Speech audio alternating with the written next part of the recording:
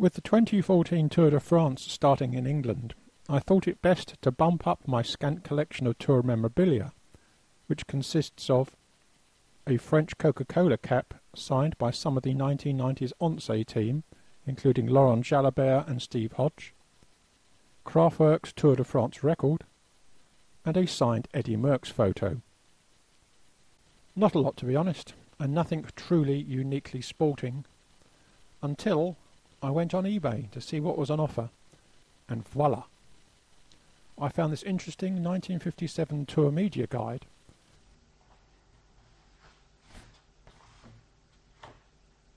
And apart from all the great individual stage detail and historic race info inside, what was most exciting was it had 3 clear autographs on the front cover. But who were these 3 mystery monikers?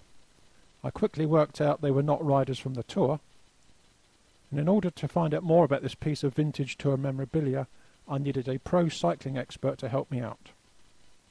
And where better to find one than in London's premier cycling bistro and shop, the Rafa Cycling Club Cafe in Soho.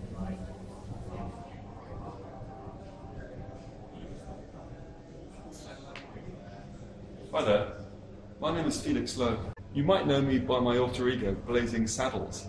I do the weekly blog for Eurosport, and it's got a bit of a cult following, and I'm on Twitter as Saddle Blaze. I'm here today to talk about this intriguing press pack from the 1957 Tour de France, which Colin gave me, the 44th edition of the Tour, and it's a great relic. I mean, I looked at this and I was absolutely intrigued. I think it's a great example of what the Tour used to be, and it's fascinating because, as you can probably see, there are 3 signatures on the front page here.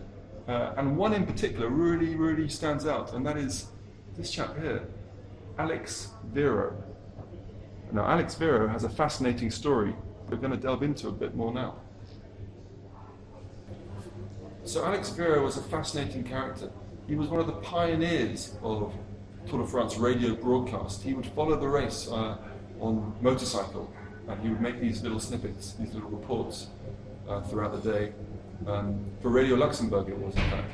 And he's an intriguing chap because he started off, funny enough, as a caricaturist. He used to draw little snippets at athletics meetings, and he won an award, I think. He won some kind of silver medal in some competition for his drawings. He was also a war reporter. He covered from the Spanish Civil War. He covered the invasion of Ethiopia by Italy. He was present in Austria covering the Winter Olympics in 1938 when Germany invaded. As well as reporting from war zones, Virot also fought heroically in one. Under the pseudonym Captain Alex, he was a member of the French Resistance anti-Gestapo brigade during the Second World War. And he also performed the first national lottery draw in France in 1934. He was a Renaissance man then. He did everything. He did war reporting, sports, national lottery, TV, culture. He was, at least his voice, was recognisable all over France. He was a key figure in the Tour de France, a huge figure in the history of the Tour de France. He was very much cycling folklore incarnate.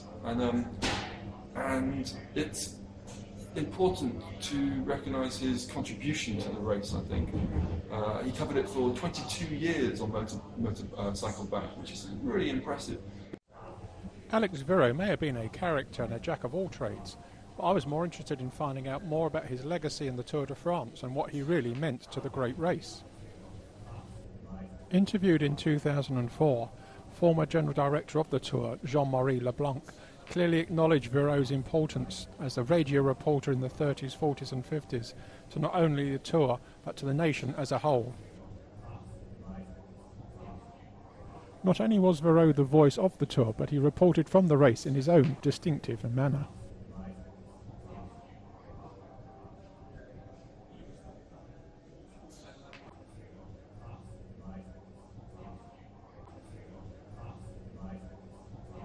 Virot not only wrote with his microphone, but he rode with the peloton at every available opportunity. So for 22 years he covered the Tour de France by motorcycle. providing little radio snippets here and there on the side of the road, packages for Radio Luxembourg. His voice was recognisable all over France, all over Europe. He was asked, actually, by people, why do you travel by motorcycle to cover the race? And he said, to see what you cannot see or comprehend if you're following in a car. Because to get right into the thick of it, to get right into the heartbeat of the peloton, you had to be right there, and the motorcycle was the best way, and that's why still today we get those pictures from the motorcycle. Another interesting snippet from him was this. He said once, people frequently ask why I force myself to follow the route of the Tour de France from the rusty seat of a motorbike at the age where I should really be accepting the comfiest sofa in the house. The answer is quite simple. To follow the battles up close, to get right into the thick of things. That's how I am, and I won't change a thing. And interestingly, he didn't change a thing. So we believe that Alex Virot signed this press pack on the first day of the tour, probably at the Grand Départ at Nantes that year. And on stage 16, Alex Virot died. He was on his motorcycle and he had a crash in the stage from Barcelona to Aix-les-Thermes. The weather wasn't too good. He was careering ahead with his driver, a chap called Wagner, and Wagner left the road. Virot was thrown from the motorcycle. He died instantly. The driver was taken to the hospital, and he died soon after. It was a terrible day for the Tour de France. You imagine losing someone like Phil Leggett to a crash.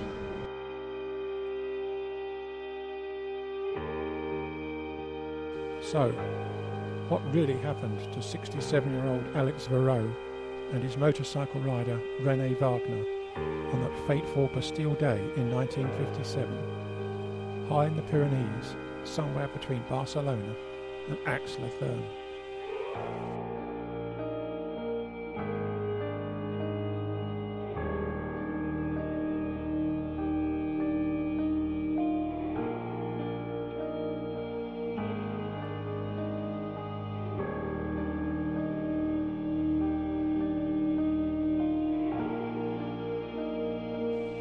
To help better understand the day's events, I found another intriguing Tour de France publication on eBay. This Mirage Sprint daily magazine was published by L'Équipe the day after the stage, and the day after Alex Virot died.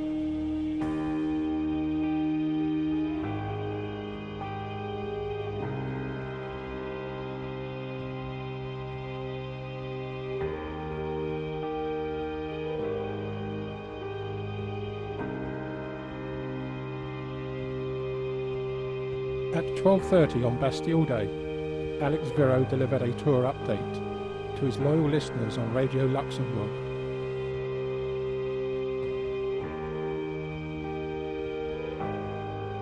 He then climbed on the back of a motorbike, driven by René Wagner, and they set off at speed to catch the leaders of a breakaway in the Pyrenees Mountains. Trailing Jean Bourlet and Marcel Couillet, with both riders well ahead of the peloton, Virot caught up with a media car containing, amongst other cycling journos, Emile Besson, who later gave a first-hand account of the events.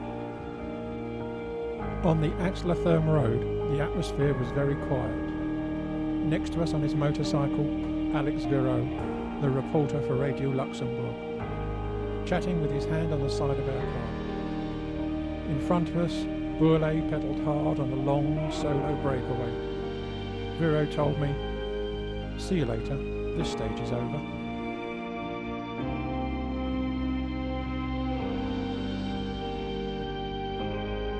A few hundred metres on, we saw a crowd in a slight curve. Tragedy.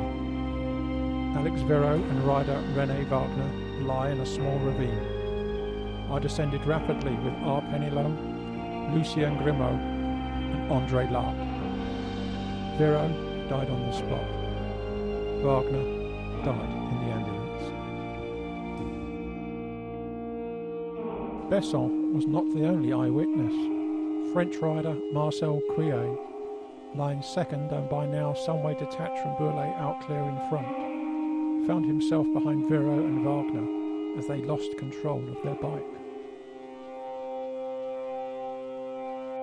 The motorbike started to accelerate, then about 50 metres in front of me, it lost its balance on the gravel, started zigzagging, the riders trying to keep it upright. It hit a road marker, then another, then flew into emptiness. I saw 2 legs in the air, and shoes flying off. Never in my life will I forget that.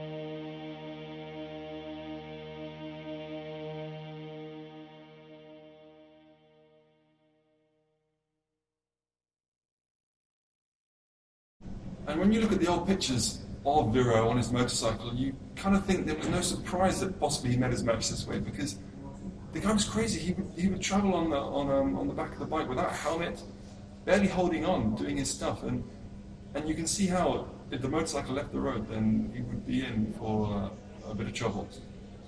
But it was a massive blow for the Tour de France. Alex Virot was a Tour icon. Given his historical importance to the race, Virot is still remembered as a Tour icon more than 50 years after his passing, as his fond, heartfelt memory from a loyal listener in the 40s and 50s amply demonstrates.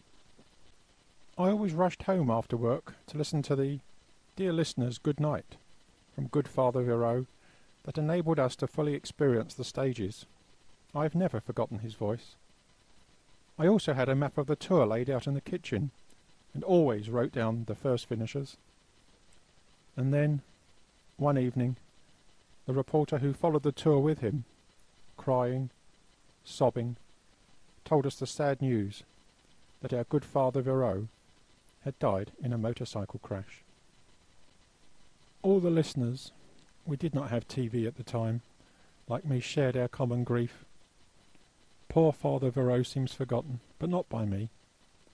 When I watch the stages today, I still think about him, because he was the voice of the Tour de France.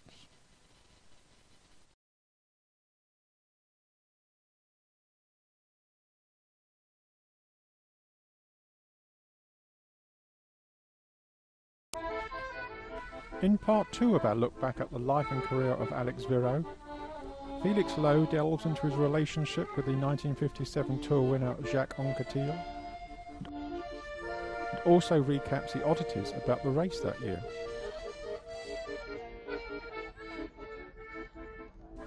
I look at the Alex Virot Award set up in his memory by the tour organisers, and we reveal the identity of one of the other 2 autographs on the cover of the 1957 Tour Media Guide. The third name, however, still eludes us, so if you can shed any light on this mystery name, or on the media guide itself, or have any questions or comments for Felix and me, please contact us via the uniquelysporting.com website.